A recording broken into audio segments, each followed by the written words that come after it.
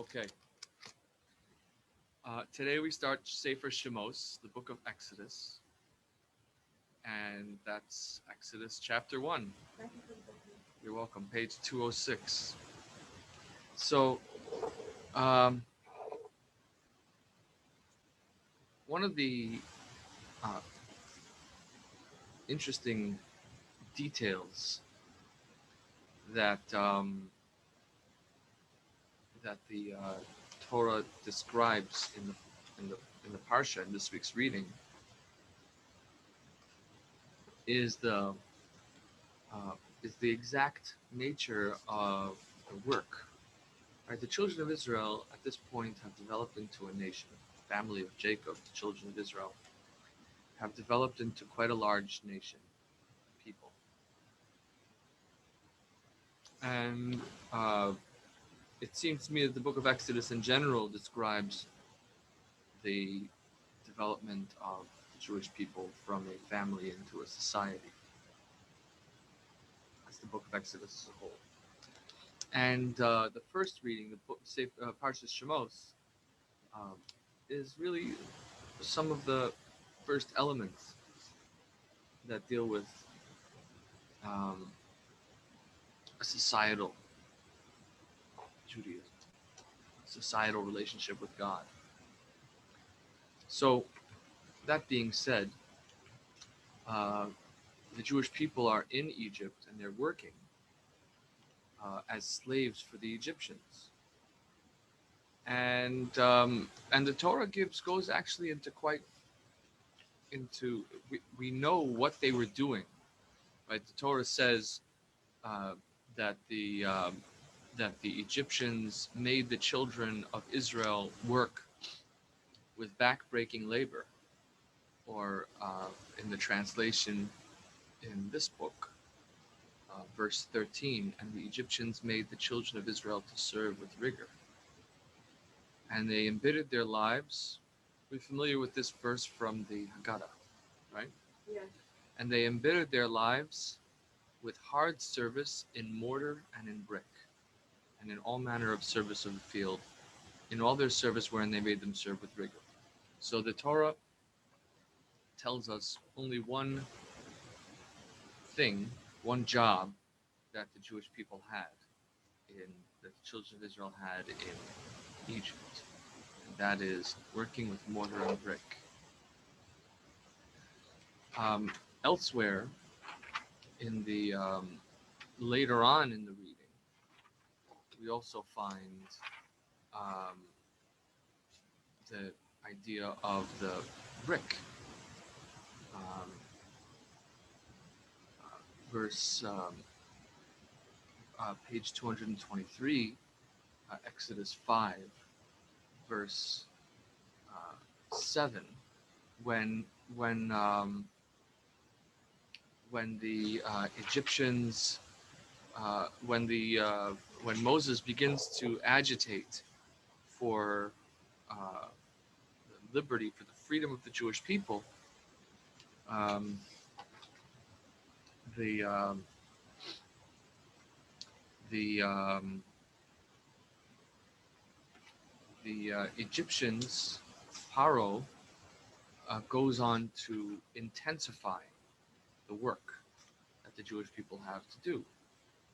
And one of the ways in which he does that is by, or at least the way that the Torah describes him doing that, is with the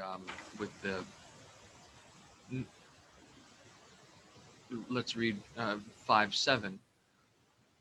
Paro commanded his taskmasters on that day, saying, "Lo sosifun, you shall no more give the people straw to make brick as heretofore.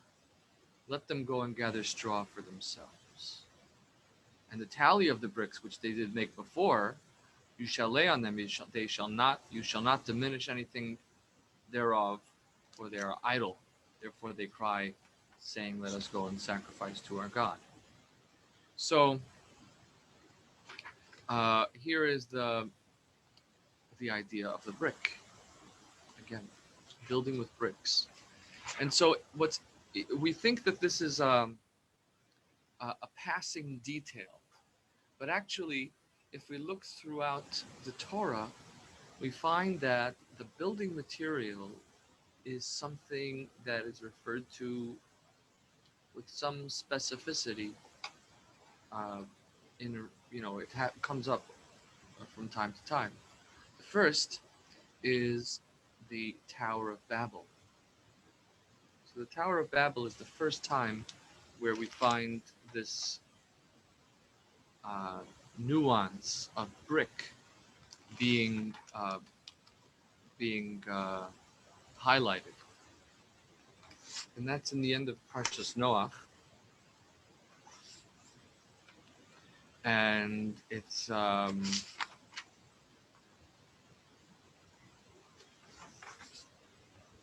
you can find it in uh, page 38. It's Genesis 11. So this is again the Torah has just described the aftermath of the flood, and in the aftermath of the flood, uh, we are going again from a family to a society. Right? It's the world at that point starts from one family, Noah and his three sons and their wives, and then the Torah goes on to describe how each of them gave birth, etc., etc. And these are the families of the children of Noah, to their generations, to their nations. And from these divided all of the nations in the land after the flood. So the journey from family to society. And then we have the story of the Tower of Babel. And the whole earth was of one language and one speech. And it came to pass, as they journeyed east, they found a plain in the land of Shinar, and they dwelt there. And they said to one another, "Come, let us make brick, and burn them thoroughly." And this is for me the key. And they had brick for stone, and slime they had for mortar. And they built a tower. They said, "Come, let us build a city, and a tower with its top in the heaven, and let us make us a name, lest we be scattered abroad in the face of the whole earth." So the stone was replaced with brick, and slime was replaced with mortar.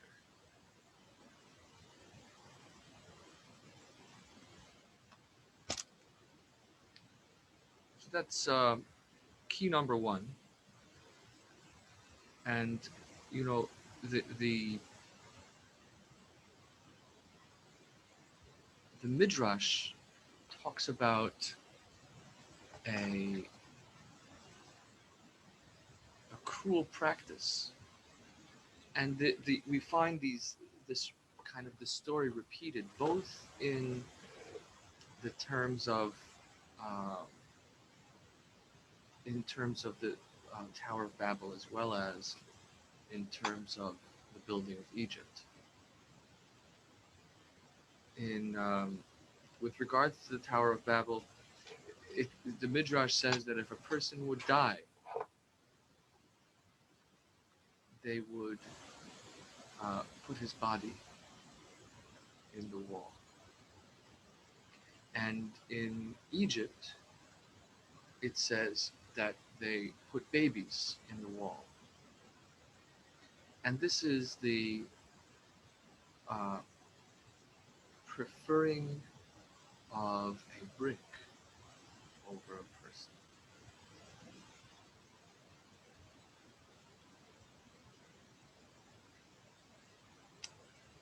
Now, to contrast that, when we go to the very end of the Ten Commandments, so the Ten Commandments is the conclusion of the saga of the Exodus from Egypt, right? So I know it's a bit of a spoiler, but uh, the very last verse um, says, or the second to last verse, rather, You shall build an altar of earth. Of Parshas Yisro, of the episode describing the revelation at Sinai, the giving of the Torah. It's Exodus 20, verse 21 and 22. You shall build an altar of earth. But then comes verse 22. Ve'im mizbach avanim taseli. When you make me an altar of stones, you shall not make it of hewn stones, because you have waved your sword upon it and defiled it. And so the stones of the altar needs to be built not of brick, it needs to be built of stone. And the stones should be natural, not human, metal. Now, the rabbis talk about the significance of the altar being made of whole stones that are not hewn, because an iron tool is a weapon which shortens the life of man, shortens the life of people. Whereas and thus the weapon is a symbol of war, disharmony, whereas the altar is to be a symbol of unity between God and people, and ultimately between people and each other.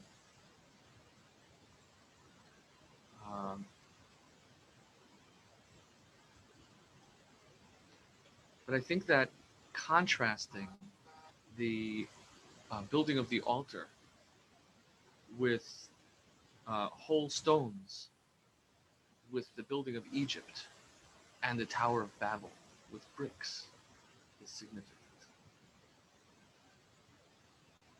And there is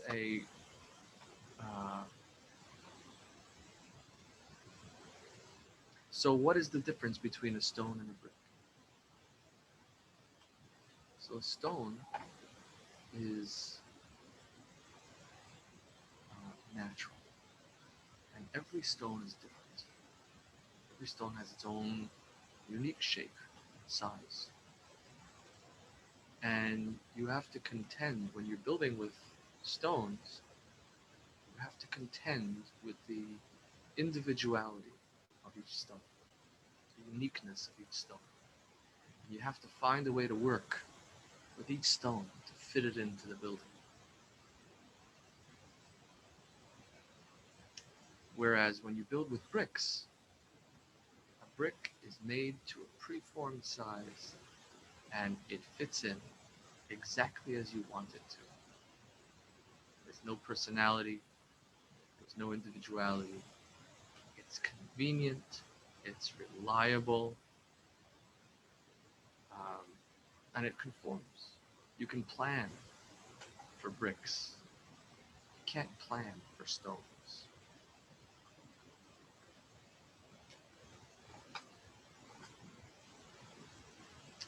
So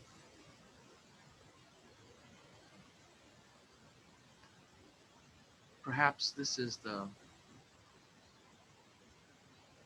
difference between slavery and tyranny on the one hand, and liberty and authenticity on the other.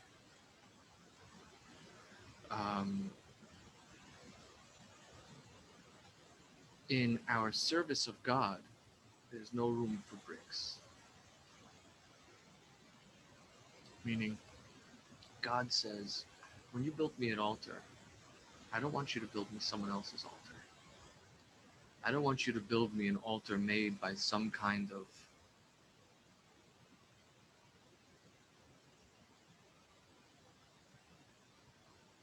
conformist. I don't want you to be doing it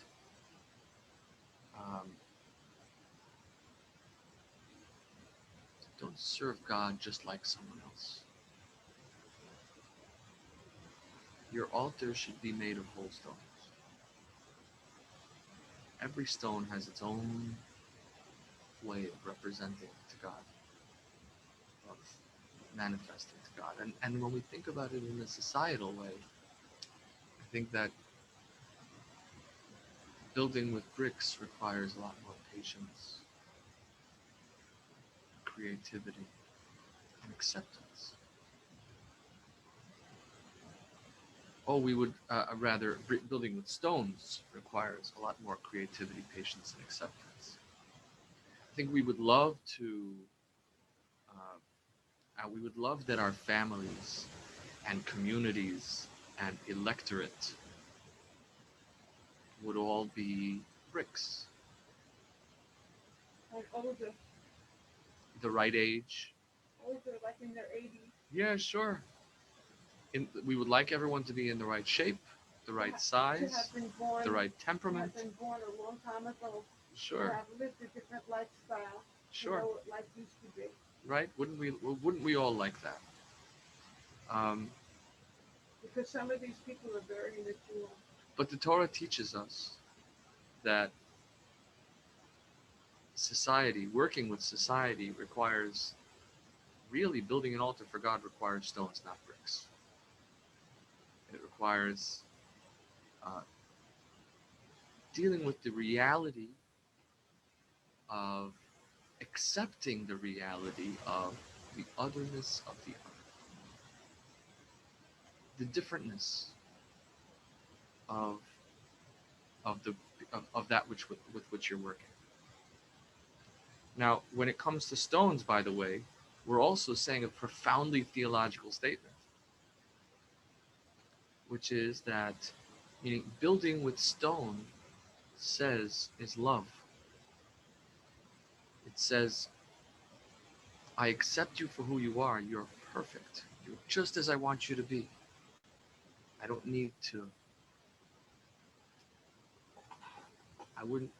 to chip off a single a single flake. Perfect as you are. And I'm gonna make it work with you. So that really is precisely that's very mystical. Um, we often approach the world, especially spiritual people, religious people, uh, will approach the world from a Moralistic. the moralistic approach often has an oppositional attitude to the world. It is, I have my ideal spiritual uh, worldview, and the world out there is somehow at odds with uh, my spiritual worldview. I live in a conflict. Um, one patient in the hospital said to me that he feels sometimes that for a hospital, the biggest enemy, adversary of the hospital is its patients. Because, of course, the hospital um, is supposed to heal people, and if people will cooperate with their healing process, then they will be then everything goes well. The problem is that people never have needs. They have to go to the bathroom. They have complaints, and they have um, uh, they don't always cooperate with their treatment plan, and so they create a challenge. Right? So, in a sense, the very patients that represent the hospital's reason for existence also represent the biggest challenge to the hospital's success. And so, it occurred to me that, like, you know, we thank God we don't do this, but I could certainly imagine a world, an alternative universe, where um, where hospitals receive patients and tranquilize them and put them in on feeding tubes and attach them to tubes that will remove their waste, um, and they will pump them with medication until they get better, and then wake them up and send them home. Right? I could imagine such a universe. On In reality, though, however, of course, hospitals have spiritual care departments and customer care departments and all of these aspects of the system that are meant to acknowledge the stoneness, the individuality of each specific patient. But it's very inconvenient, is what I want to say. Working with stones is supremely inconvenient. So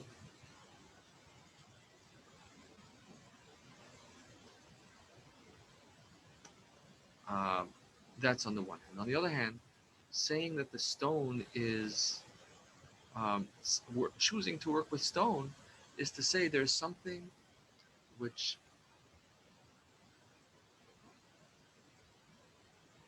when you build with stone, each stone becomes special and it has its perfect place. And it was created for this.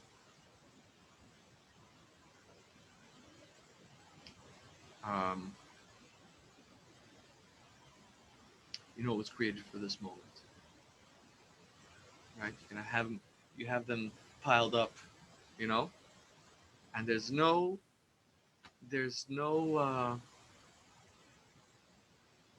stone that doesn't have its moment, and each one is remarkable. The psalmist uh, brings out this point when he says, "Evan ma'asu habonim hayta l'rosh pila." The stone which was despised by the builders became the keystone, the cornerstone.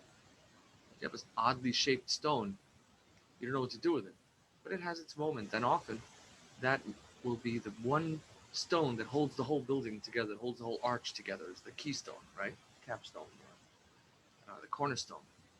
It's perfect. It's the highlight. Is that moment when the stone finds its place, its purpose. So that's building with stones. So it says building with stones acknowledges a kind of divine providence in creation. Each stone is holy. Each stone is created by God. Every unique individual is who they are because God wanted them to be so.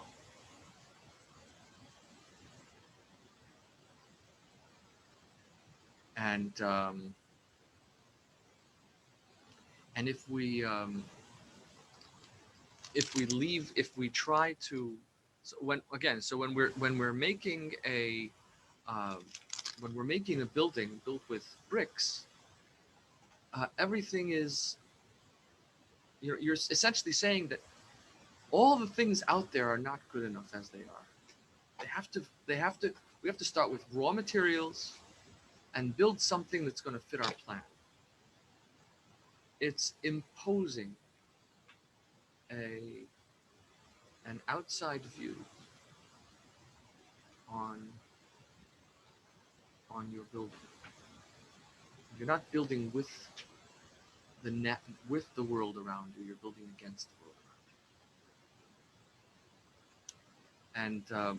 And so I think that building with stones is a much more godly way of building, because it acknowledges the presence of God that's in every stone.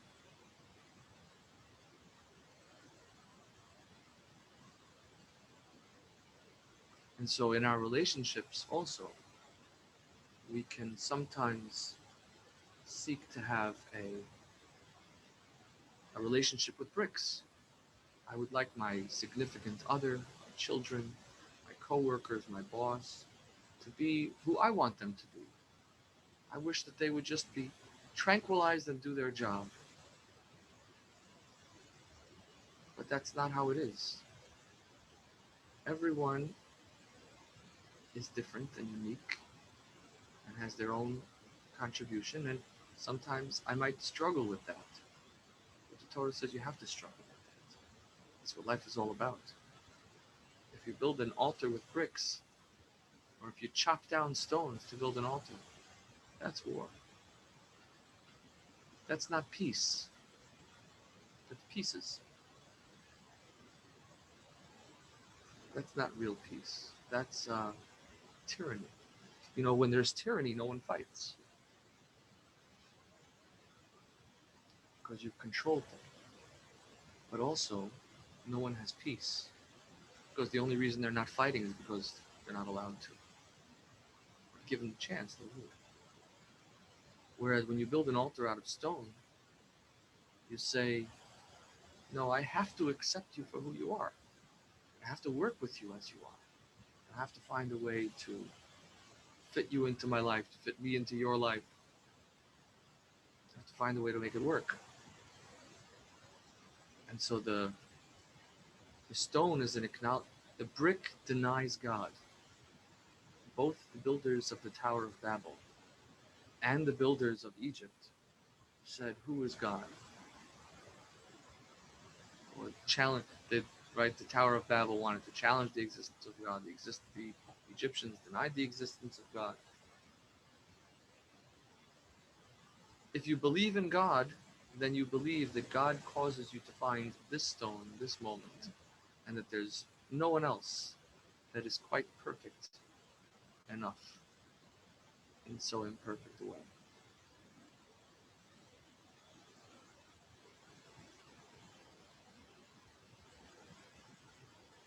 So, so we build with stones.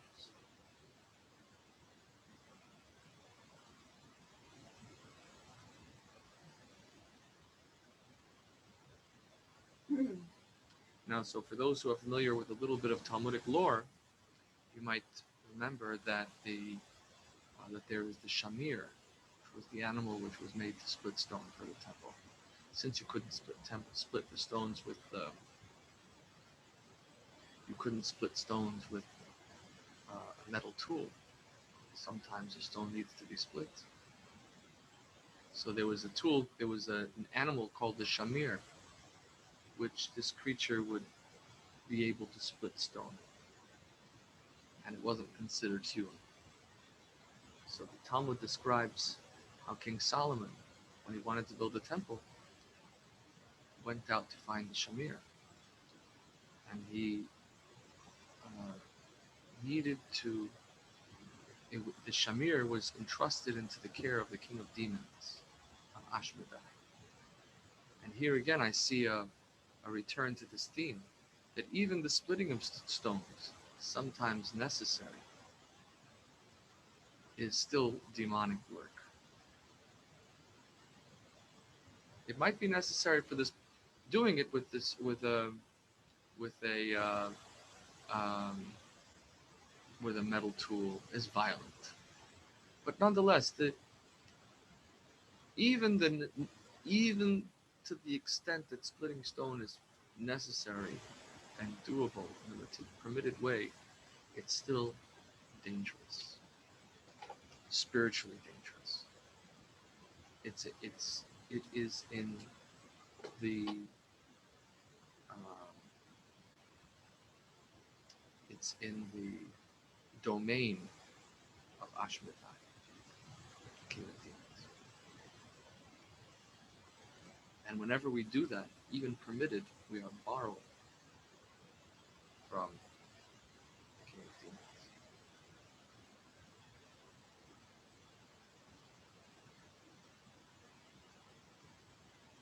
That's very beautiful. Explanation. Thank you. Now, that being said, we also build with bricks sometimes. So I think that it might be said there are times, there are aspects of the world that are where we should celebrate the stone nature of it, which is that it is what it is, and we should work with it as it is. And then there are times when we need to work with the bricks. We have to take things that appear to be ungodly and form them into a godly form. But that's for another time. So we want to be accepting. So this is, this is for example, uh, today there's the electoral college is meeting today, and there's a runoff election yesterday in Georgia. I'm sure the people running this country would love to do away with democracy. Uh, wouldn't it be great if you could just tell everyone who to vote for, and they would vote as you wish them, right? Everyone would just do what they're told. Would be wonderful. We could have world peace with the right amount of tyranny. Um, and that's I think, the societal lesson as the people, whenever people are going from becoming a nation, becoming a family, to becoming a society, we are reminded of the temptation to build with bricks, and encouraged to remember the right way to build stuff,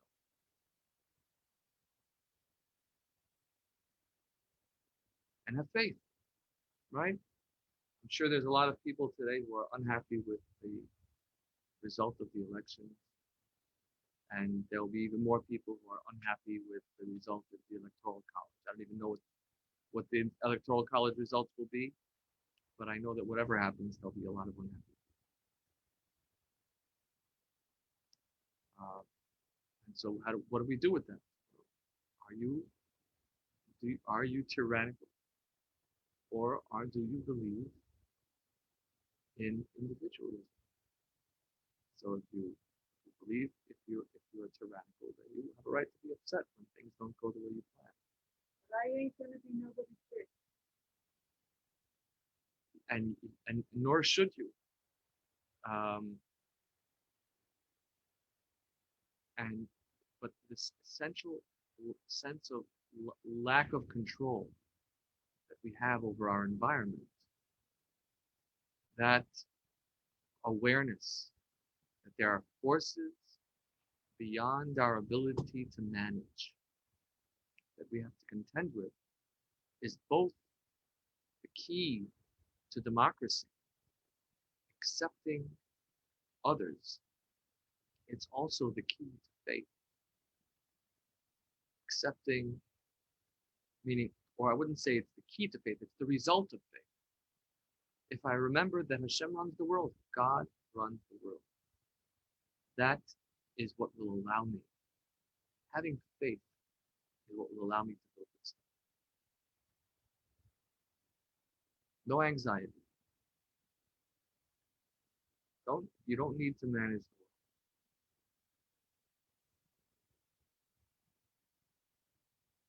Hashem runs the world.